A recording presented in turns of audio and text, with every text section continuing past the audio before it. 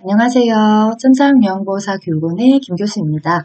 자, 이번 시간은 내시기의 네 번째 시간. 3부로 잘라서 하려고 했는데 이 시간이 정말 너무 길어지는 것 같아서 제가 32번까지 3부에서 끊었고요. 그 다음 이제 33번부터 45번까지 넣었는데 중간에 합쳐서 하려고 시작 멘트 인사를 안 하고 바로 33번 녹음을 시작했거든요. 근데 아무래도 시간 부분이 그렇게 하면 50분, 1시간이 가까이 될 것 같아서 그냥 이 시작 멘트를 다시 재녹음을 해서 33번을 앞에 멘트를 깔아놓고 그 다음에 문제풀이 들어가려고 앞에 인사말만 다시 녹음하고 있어요. 자, 문제풀이는 바로 33번의 문제풀이 영상으로 합치기 해서 여러분께 보내드리도록 하겠습니다. 자, 33번입니다. 다음과 같은 의사소통의 방법을 사용해야 하는 대상자의 장애 유형은 짧은 문장으로 천천히 이야기한다. 몸짓, 손짓을 이용해 천천히 이야기한다. 실물, 그림판, 문자판 등을 이용한다.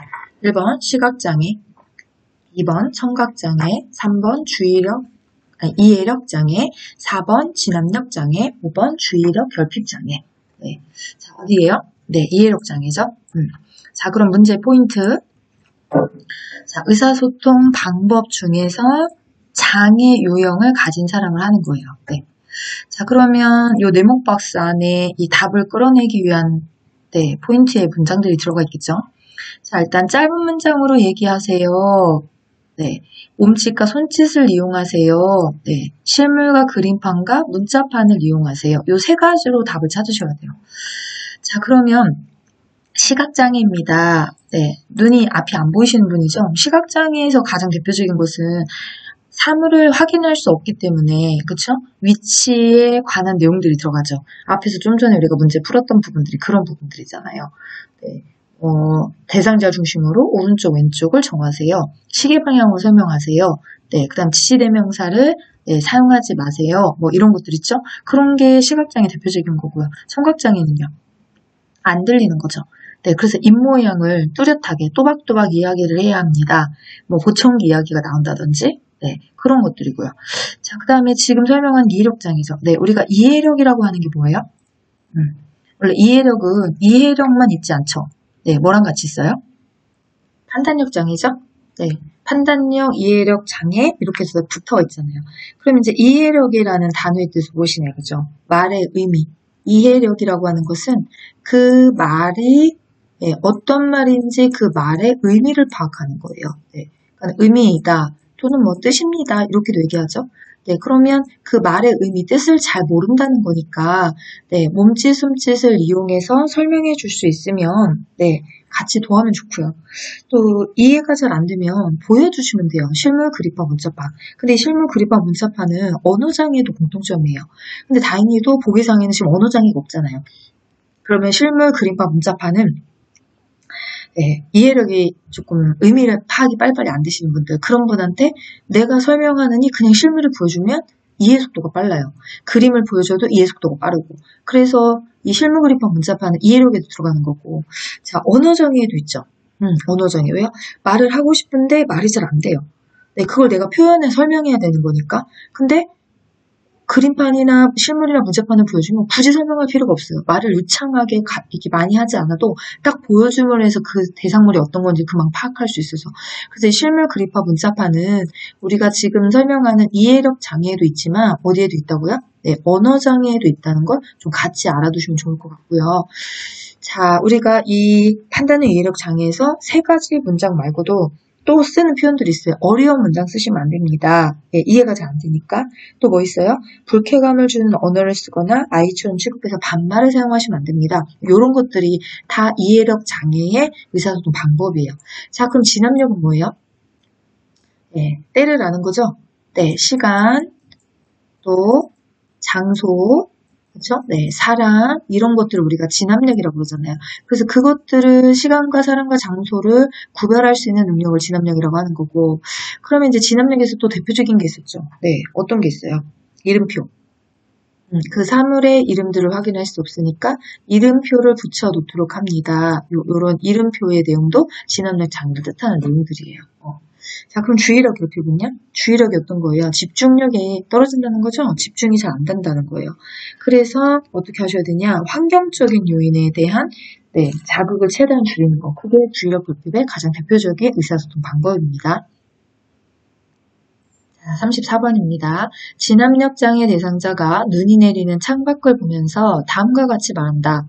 이때 대상자의 진압력 증진에 도움이 되는 요양보호사의 반응으로 적절한 것은 대상자가 빨리 도트로 주우러 가자. 남들이 다 죽기 전에 작은 요양보호사가 어떻게 얘기를 할 것이냐. 1번 밖에 나가고 싶으세요. 2번 미끄러워 위험하니 다음에 가요. 3번 배고프신가 봐요. 맛있는 거 드릴게요. 4번 아무도 주워가지 않으니 걱정 마세요. 5번 지금은 한겨울이에요. 도토리는 가을에 죽잖아요. 자, 그럼 정답은 5번이에요. 자, 문제의 포인트. 자, 이분은 어떤 사람? 진압력의 장애를 갖고 있어요. 자, 그래서 어떻게 해줄 거냐면 그 진압력을 증진시켜주는 반응을 보여줄 거예요. 공감하고 헷갈리지 마세요. 또 이제 공감하고 헷갈려가지고 이렇게 내우면 이게 공감법을 찾으라는 거다. 5번은 공감법이 아니에요. 그렇죠? 그럼 지금 문제에서 뭐를 찾으라고 하는 거냐면 진압력. 좀 전에 저랑 33번 문제에서 했죠. 진압력이 무엇이냐. 시간을 알려주는 거. 또 뭐예요? 장소를 알려주는 거. 그렇죠? 또 뭐를 알려줘요? 사람을 알려주는 거. 그 세 가지가 진압력의 가장 대표적이에요. 자, 그러면 이 시간과 장소와 사람에 대해서 요양보호사한 대상자에게 인지시켜줘야 된다는 거죠. 그 대상자가 뭐라고 해요? 빨리 도트로 주우러 가자. 남들이 다 죽기 전에. 그러면 시간과 장소와 사람에 대해서 설명해주는 내용들이 들어가야 되겠죠. 그래서 읽어보니까 한겨울이에요. 시간을 알려주는 거죠. 때를 알려주는 거예요. 도토리는 그래서 가을에 죽잖아요. 그럼 무슨 얘기예요? 지금은 겨울이라서 도토리를 주우러 갈 수가 없어요. 도토리는 원래 가을에 죽는 겁니다. 그분한테 시간, 때를 알려준다는 거죠. 이게 진압력 장애에 가진 대상자한테 정확하게 때를 설명해주는, 시간을 설명해주는 방법이에요. 공감하고 헷갈리시면 안 돼요. 공감을 찾아가는 게 아니니까. 자, 35번입니다. 프로그램에 참여하고 있는 치매 대상자가 갑자기 일어나서 안절부절 못할 때 돕는 방법으로 옳은 것을 1번 조용한 곳에 혼자 있게 한다. 2번 배회하지 않도록 주의를 준다. 3번 대소변 욕구를 우선 확인한다. 4번 프로그램에 참여하도록 권유한다. 5번 조명을 조절해서 신뢰를 얻게 한다. 정답은 몇 번이에요? 3번이죠. 대소변의 욕구를 우선 확인하세요. 신체적인 욕구에 문제가 있는지를 확인하세요. 자, 언제요? 문제 포인트를 보면 아시겠죠? 자, 이분은 프로그램에 지금 현재 참여하고 있어요. 열심히 하고 있단 말이에요. 근데 갑자기 하고 있다가 치매 대상자가 갑자기 일어나서 안절부절 못할 때 여기 포인트는 여기죠. 이분이 갑자기 안절부절 못해요. 뭐를 암시하는 거냐면 약간 배회 같은 걸 암시하는 거예요. 배회. 배회가 목적지도 없이 이유도 없이 막 돌아다니는 거라고 했어요. 안절부절 못하게 불안하게 일어나서 일로 갔다 저로 갔다 일로 갔다 저로 갔다. 그러면 이런 배회를 보일 때 우리가 대처하는 방법이 뭐냐 이거죠. 제일 중요한 건 여기잖아요. 답에 있듯이. 신체적인 뭔가 욕구, 불편함이 있어서 배회하는 것이 아닌지를 먼저 점검해보세요. 조용한 곳에 혼자 있게 한다. 배회법이 아니에요. 배회하지 않도록 주의를 준다. 아니 그거 주의 준다고 멈출 게 아닌데, 그렇죠? 프로그램에 참여 문제가 있는데 안절부절 못하는 이유들이 있을 수 있는데 참여한다고 할 수 있는 게 아니잖아요. 그리고 배회일 때 어둡게 하시면 안 돼요. 포위됐다 무서워요. 나갈 수 있다고 했어요. 그래서 정답은 배회 대처법을 찾으라는 거와 같은 의미니까 3번이 정답입니다. 자, 다음은 36번입니다. 치매 대상자가 돈을 달라며 따라다니며 반복해서 말을 걸 때 대처 방법으로 옳은 것은 1번 왜 돈이 필요하냐고 물어본다. 2번 콩 고르기를 같이 하자고 한다. 3번 못 들은 척하고 하던 일을 계속한다. 4번 빈 지갑을 보여주며 그만하라고 한다. 5번 시설장에게 여쭤본다고 기다리라고 한다. 정답 몇 번이에요? 그렇죠. 2번이죠. 콩 고르기를 같이 하자고 합니다. 주의 완기법이에요. 주의. 관심을 돌려주는 주의 환기법. 자, 그러면 왜 이게 답이 된 거냐? 자, 문제 포인트를 찾읍시다. 자, 침해 대상자가 돈을 달라며 따라다니며 반복해서 말을 걸어요. 여기서 중요한 것은 반복적으로 똑같은 말을 자꾸 건다는 거죠. 네, 그럼 우리가 치매의 문제 행동 중에서 어디에 들어가는 거예요? 반복적인 행동이나 질문을 한다는 거죠. 네, 그랬을 때 대처법. 크게 두 개로 나누는 거예요. 나는 계속 대답을 해줄 수 있어요. 네, 괜찮아요. 말을 걸 때마다 반복적으로 계속 대답을 해줄 수 있어요. 그게 어렵지 않은데요? 그러면 답을 하셔도 좋아요. 네, 근데 그거보다 좀 그게 반복적인 답을 하는 게 쉽지 않은데요? 라고 하실 때는 가장 탁월한 방법이 어떤 거예요? 주의 환기법이죠. 관심을 다른 데로 돌려주는 거예요. 그럼 우리가 주의 환기법이 여러 개가 있었어요. 제일 먼저 하는 게 뭐예요? 네, 소리 들리시죠? 네. 그러면 여기 영상 쳐다보시다가 뭔 소리지? 이렇게 하시는 주의 환기법. 박수를 친다는 거죠. 박수를 쳐서 일단 지금 하던 일을 멈추게 하고 그 다음에 주의 환기법. 종류가 있었죠. 첫 번째, 좋아하는 음식을 제공한다. 그렇죠? 간식이나 음식 종류를 제공한다. 그 다음에 좋아하는 노래를 함께 부른다. 좋아하는 뭐 이야기들이나 간식거리들을 같이 나눈다. 그렇죠? 경험 이런 것들. 그 다음에 지금 보시는 콩고르기는 단순한 일거리죠. 할 수 있을 만한 거. 처음부터 복잡하고 어려운 걸 하자 그러면 하기 어려우시니까 단순하게 할 수 있는 그 부분들을 우리가 제안하는 거예요. 그래서 콩을 고른다든지 나무를 다듬는다든지 이런 것들 그게 주의 환기법에 들어가는 하나의 내용이잖아요. 그래서 정답 2번입니다. 이 반복적인 질문이나 행동을 할 때는 주의 환기법으로 관심을 돌려주셔야 되는 게 올바른 대처법이기 때문이죠. 자, 37번입니다. 방금 식사한 것을 잊어버리고 밥을 달라고 하는 치매 대상자를 돕는 방법은 1번 다 먹은 식기를 그대로 둔다. 2번 음식을 큰 그릇에 담아둔다. 3번 식사를 요구할 때마다 준다. 4번 다른 요양보호사를 데려와 확인시켜준다. 5번 금방 식사했다고 말한다. 정답 몇 번이에요? 1번이죠. 네. 자, 그럼 얘는 어떤 문제 행동을 이야기하는 거예요? 식사와 관련된 문제 행동이죠. 먹었다는 것을 잊어버리고 자꾸 먹었다는 것을 또 주세요, 또 주세요. 나 안 먹었는데? 이렇게 얘기하는 식사한 것을 잊어버리고 반복적으로 달라고 했을 때 그때 우리가 어떻게 대처해야 되나요? 그 부분에 대해서 음식 섭취와 관련된 문제 행동이에요. 자, 그럼 문제 포인트. 방금 식사한 것을 잊어버리셨대요. 그래서 어떻게 해요? 자꾸 밥을 달라고 한대요. 그러면 기억나세요 혹시? 제일 먼저 해야 되는 언어적인 대처가 있는데 멘트 있었죠? 제가 이거 멘트예요.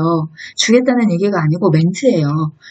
대상자와 요양보호사의 관계가 소원해지지 않게 하는, 불안해하지 않게 하는 멘트예요. 뭐라고 하신다고요? 지금 준비하고 있으니까 조금만 기다리세요. 라고 친절하게 얘기를 하시고 그 다음에 자꾸 달라고 했으니까 가장 중요한 대처법이 두 개가 있었잖아요. 하나는 다 먹은 식기를 그대로 두었다가 또 달라고 했을 때 지금 준비하고 있으니까 조금만 기다리세요 라고 마음의 안심을 해놓고 멘트를 하고 그 다음에 먹었던 식기를 보여드리던지 또 하나는 먹었다는 것을 달력에 표시하게 해서 기억하게 해드리는 거죠. 이 방법이 우리가 음식 섭취와 관련된 문제 행동의 대처법입니다. 자, 38번입니다. 치매 대상자가 환각 증상을 보이며 창밖에 아들이 와 있어 라고 말할 때 요양보호사의 대답으로 옳은 것은 1번 아들이 아니에요. 잘못 봤어요. 2번 아들은 바빠서 못 온대요. 기다리지 마세요. 3번 아들이 많이 보고 싶으신가 봐요. 4번 어르신 그쵸? 못하네요. 자, 어르신 제발 정신 좀 차리세요. 5번 자꾸 거짓말하면 간식 안 드릴 거예요. 자, 몇 번이 정답이에요? 3번이죠. 아들이 많이 보고 싶으신가 봐요. 이게 정답이에요. 자, 문제 포인트. 자, 포인트 여기에요. 환각. 이분은 지금 환각의 증상을 보이고 있어요. 그래서 뭐라고 말을 하냐면 밖에 아들이 와 있대요. 제가 이 치매 수업을 하면서 의사소통하고 환각하고 이어져서 공감법을 설명할 때 여기서 많이 설명을 드려요. 옛날에는 책에 있는 내용들만 가지고 문제를 냈지만 요즘은 응용력을 요구하기 때문에 교재에 나와 있는 공감법만, 대처법만 알아서는 문제 풀기 어렵습니다. 네, 공감을 하는 방법에 대해서 알고 있어야 됩니다. 라고들 말씀을 하면서 예시들을 많이 들어드리거든요, 수업 시간에. 근데 지금 벌써 이 38번 문제를 보시면 교과서대로만 문제가 안 나온다는 거는 여기 푸시면서 많이 인지를 하셔야 돼요. 그럼 우리가 환각일 때 대처법이 뭐냐는 거예요. 그걸 알아야 답을 찾죠. 네, 환각일 때는 두 개예요. 첫 번째, 인정한다. 대상자가 한 말을 인정한다. 그럼 인정의 반대는 뭐예요? 부정이죠. 네, 인정하세요. 부정하시면 안 됩니다. 이게 가장 먼저예요. 그 다음에 인정이 되셨으면 이제 뭐를 하셔야 돼요? 그 대상자의 감정을 이해하셔야죠? 저 말을 할 때 기분이 어떤 거지? 예, 그러면 이 두 가지가 합친 게 뭘까요? 공감이에요. 앞에서 공감하셨던 의사소통 기억나세요? 예, 그분이 하신 말을 그대로 합니다. 내뱉어요. 왜?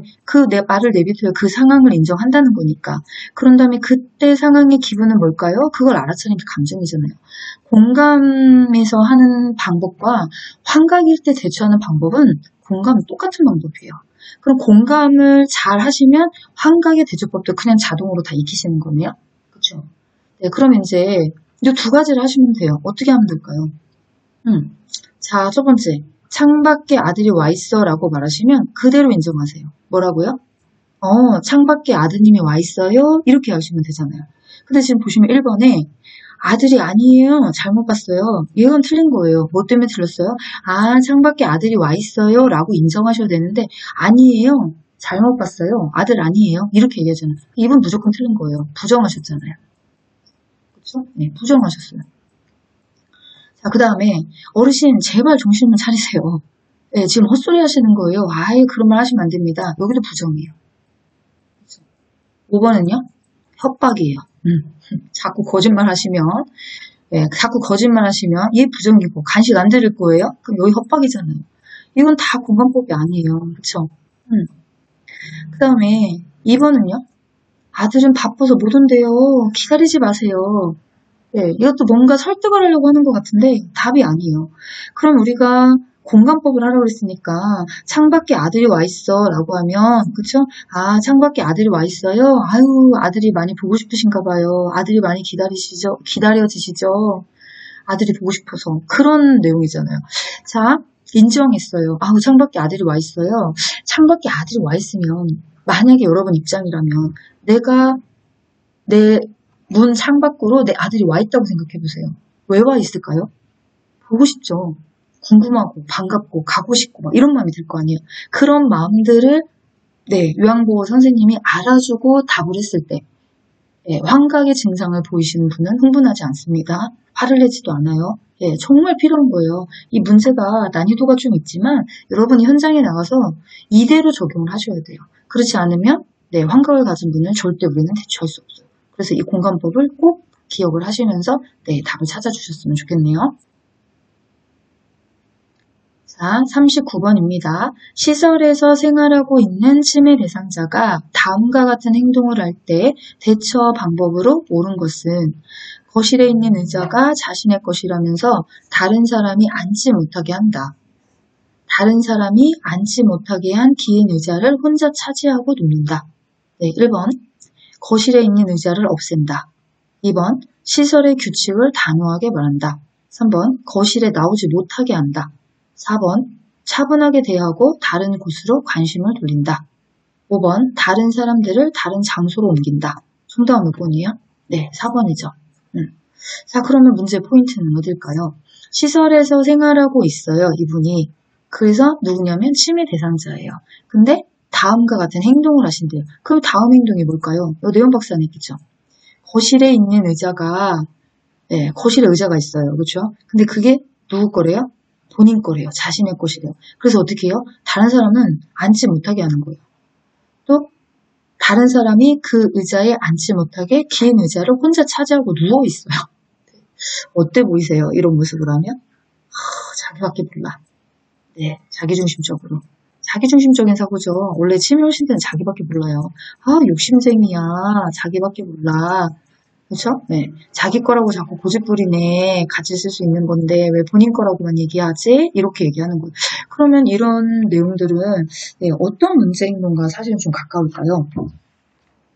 네, 문제 행동 여러 개가 있잖아요. 어떤 문제 행동인지 생각해 보셨어요? 자, 어떤 문제 행동인지 생각해 보셨어요? 네. 아무리 찾아봐도 없는 것 같은데요. 네, 딱 부러져 나오는 게 없어요. 근데 이제 상황을 좀, 네, 비스무리하게 상상해서 만들어내는 거죠. 네. 거실에 있는 의자가 내 거라고 해요. 아마, 네, 이분이 이렇게 기분 좋게 막 나긋나긋하게 막 하는 상황은 아니셨을 거예요, 지금. 다른 사람 못 앉게 하고 막 심술 부리는 것 같고. 그렇죠? 약간, 조금 더 오버해서 가면 그냥 폭력적 행동하고도 비슷하게 움직일 수도 있어요. 네, 막 소리를 지르고 내 거라 그러고 때를 쓰고 아니라 그러고 그렇죠? 네, 그랬을 때 우리가 대처하는 방법이 무엇이냐?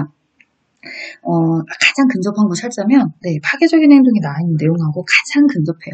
나머지 딱 떨어지게 이겁니다라고 말하기는 어렵지만 거기에서 유추의 문제로 대안을 찾으셔야 돼요. 네, 자 그러면 이제 어떻게 해야 되는 거냐? 우리가 네, 뭐 고집을 부리고 네, 그게 또 내 거라고 하고 막 이렇게 하는 것들은 대처하는 방법들은 네, 침착하게 이분들을 네, 대해주는 방법이 가장 중요하죠. 자, 그러면 어떤 부분들에서 가장 근접한 답을 찾는 거냐? 거실에 있는 의자를 없애버린다. 네, 되게 당황하실 거예요, 이분이요. 그렇죠? 거실에 있는 의자를 싹 없애버리면 내 건데 막서 더 이 상황이 더 심해질 거예요. 그 다음에 시설의 규칙을 단호하게 말한다. 단호하게 말한다는 건 여기 있는 의자는 어르신 혼자 쓰는 게 아닙니다. 같이 쓰는 겁니다. 네, 그럼 어르신 좋아할까요? 더 그 문제들을 발생시키겠죠.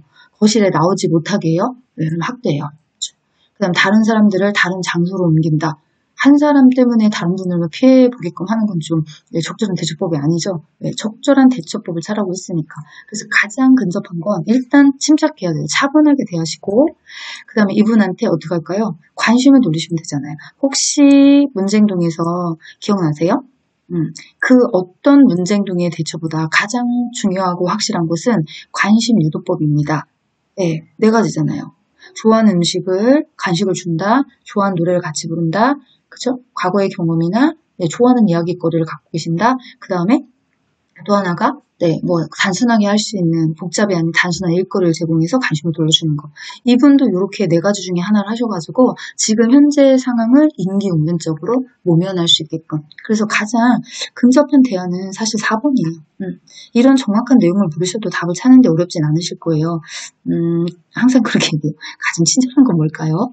이 대상자 어르신에게 기분이 상하지 않게 하는 방법은 뭘까요? 네, 우리가 치매신들은 감정이 많이 상하잖아요. 그래서 1번부터 5번 중에서 가장 기분 나쁘지 않으면서 감정이 상하지 않으면서 적절하게 임기응변적으로 넘어가 주시는 분, 네, 그분 4번이 답입니다. 네. 자, 40번입니다. 치매 대상자가 저녁 무렵만 되면 침울하고 불안해할 때 돕는 방법은 1번 따뜻한 음료를 제공한다. 2번 낮에 충분한 수면을 취하게 한다. 3번 해질 무렵에 혼자 있도록 배려한다. 4번 소음을 차단하기 위해 텔레비전을 끈다. 5번 복잡한 소일거리를 제공해서 집중하게 한다. 예, 정답은 몇 번이에요? 네, 1번이죠. 자, 문제 포인트. 네, 저녁 무렵. 침울해요. 불안해요. 뭘 얘기하는 거예요? 석양증후군. 예, 저녁 무렵에 해질녘이잖아요. 그럼 해질녘에 깜깜해지기 전에 불구죽죽한 기운을 보시면서 불안해하고 우울해하는 증상들의 행동장애를 보이는 것이 제가 석양증후군이라고 했어요. 자, 그래서 어떻게 해야 되냐?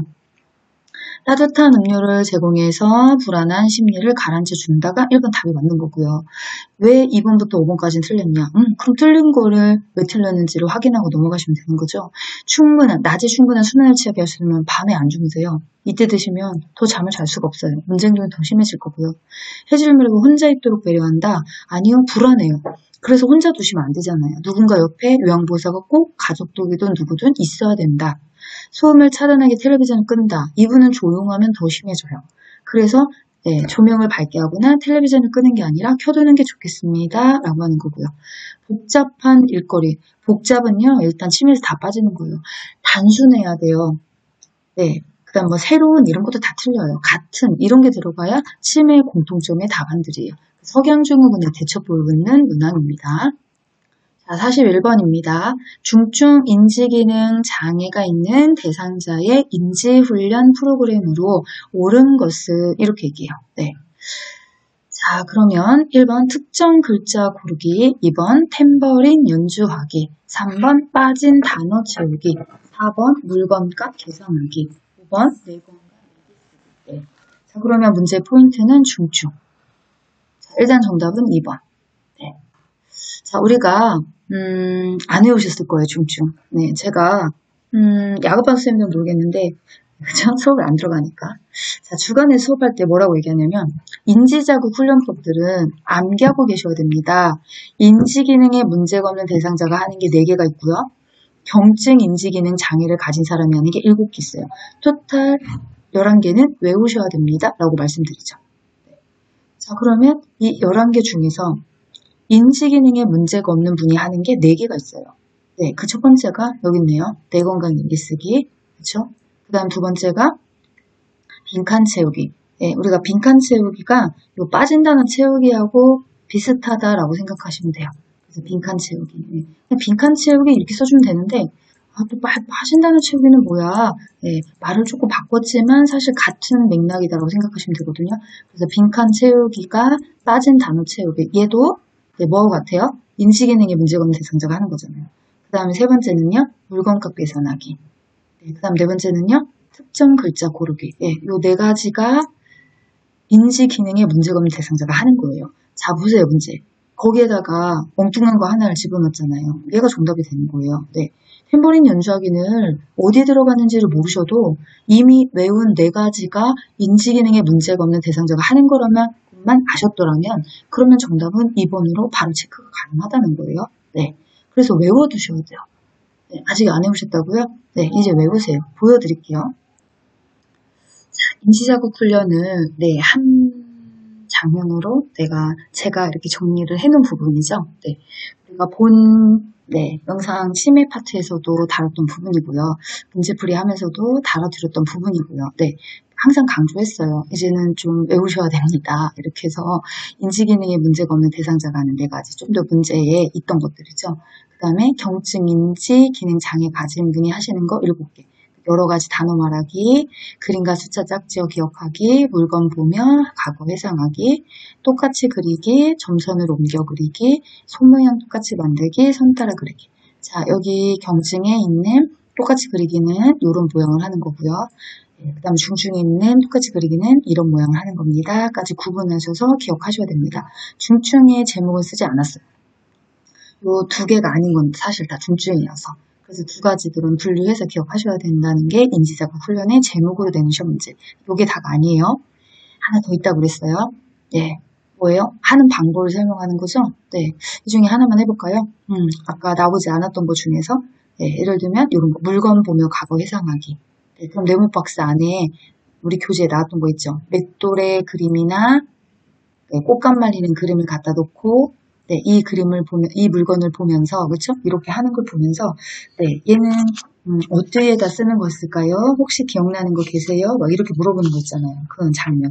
네, 그런 장면을 물어보면서, 네, 그 회상은, 과거를 자꾸 회상하게끔 하는 것은, 네, 어떤 거를 얘를 물어보는 거냐라고 할 수 있단 말이에요. 그러면 정답은 물건 보며 과거 해당하게 정답 체크하셔야 돼요. 자, 그럼 이건 무슨 말이에요? 아, 내 건강 얘기는 이렇게 하는 거예요. 빈칸 채우기는 이렇게 하는 거예요. 물건값 계산하기는 이렇게 하는 거예요. 각자 제목을 보고 어떻게 하는 건지 활동의 내용이 대충 머릿속에서 그림이 그려지셔야 돼요. 그게 이 인지자극 훈련에서 나오는 2번째 유형의 문제. 얘보다 난이도 상이에요. 그거는요.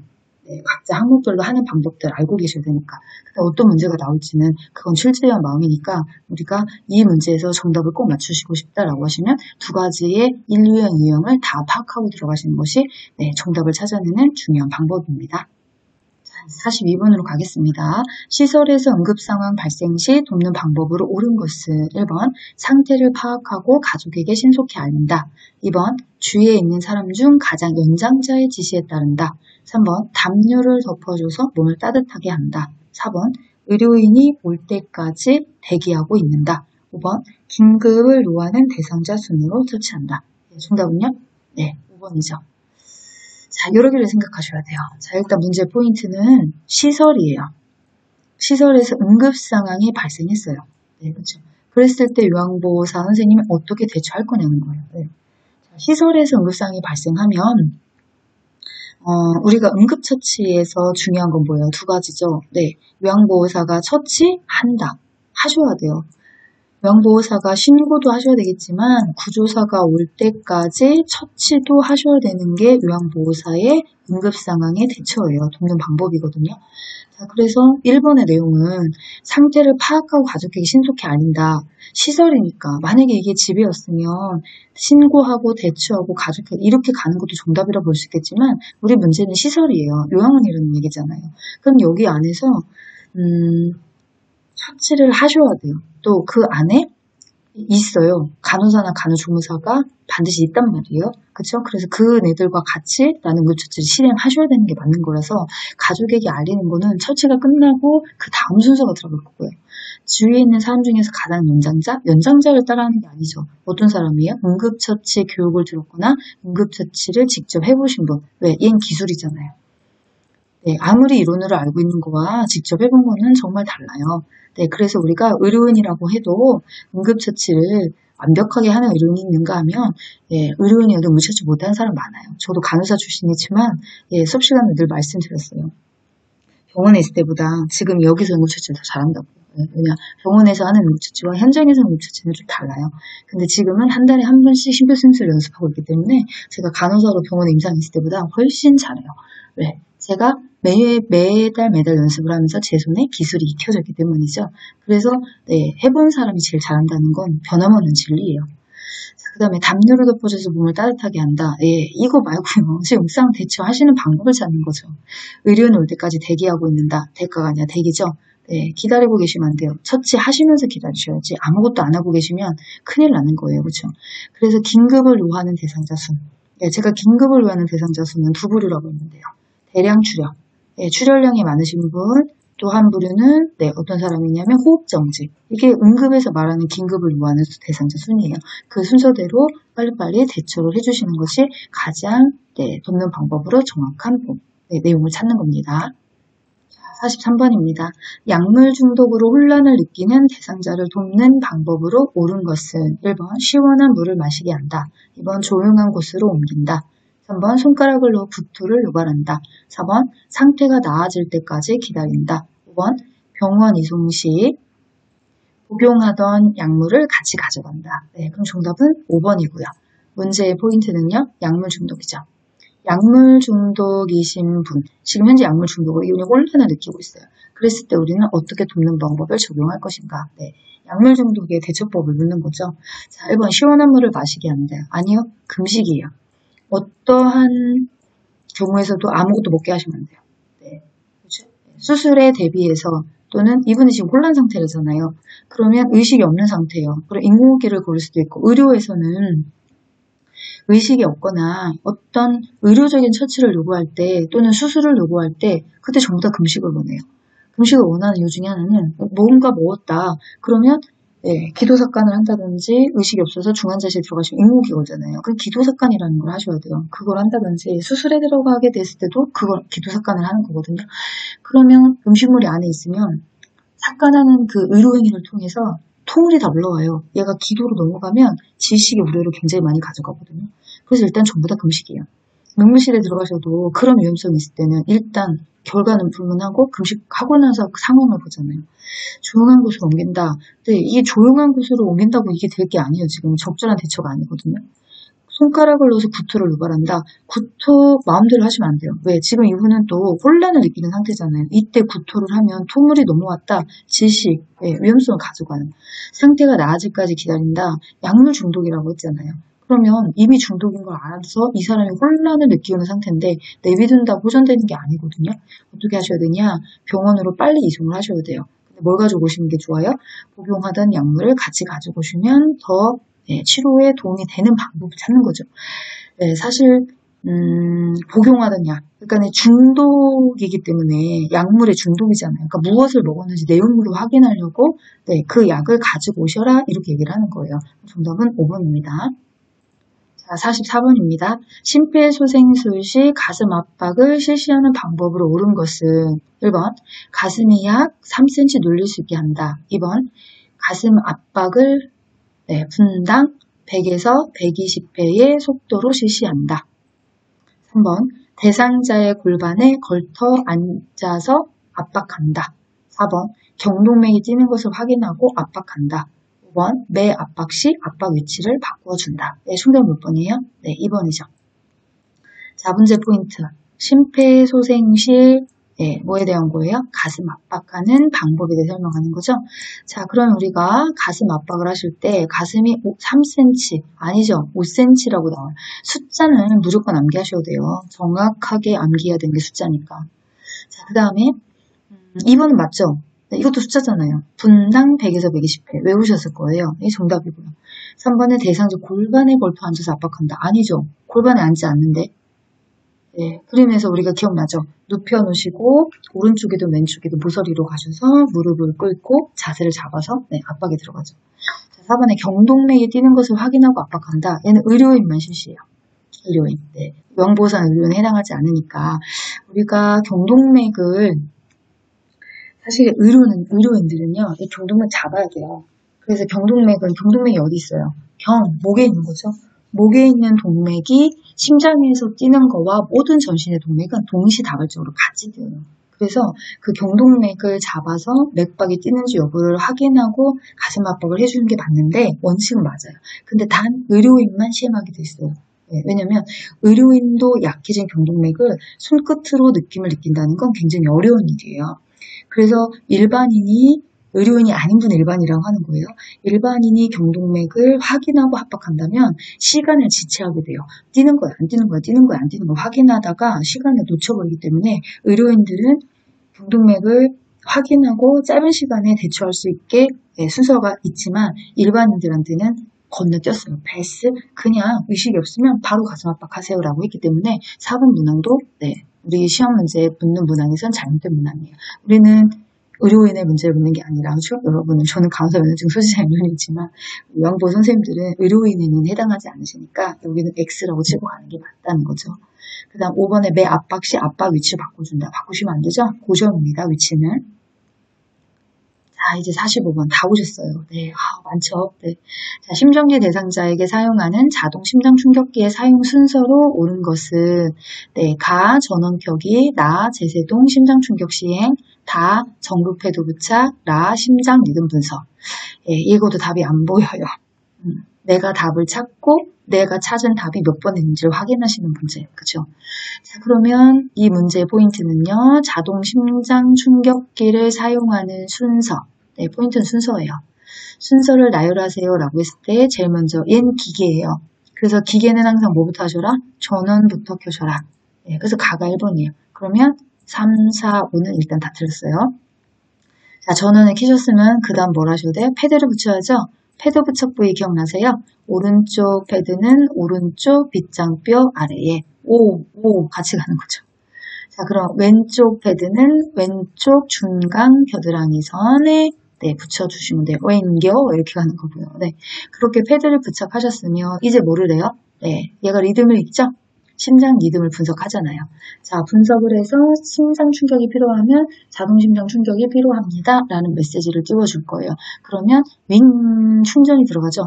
자, 충전이 들어가는데 충전이 다 되면 이제 깜빡깜빡깜빡 불을 띄워요. 그러면 자동 심장 충격을 시행해 주시면 돼요. 제세동이 전기를 주는 거니까 충격하는 거니까 그 순서는 가, 다, 라, 나.